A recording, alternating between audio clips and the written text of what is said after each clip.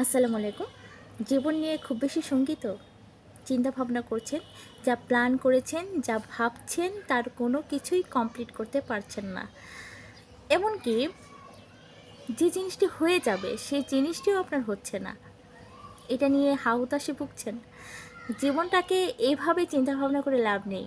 কেননা জীবনের যে প্ল্যান, যিনি আপনাকে সৃষ্টি করেছেন সেই সৃষ্টিকর্তার হাতেই ছেড়ে দেন না। যিনি আপনাকে সৃষ্টি করেছেন তিনিই ভাবতে থাকুন তিনি কোন প্ল্যানে আগাবেন।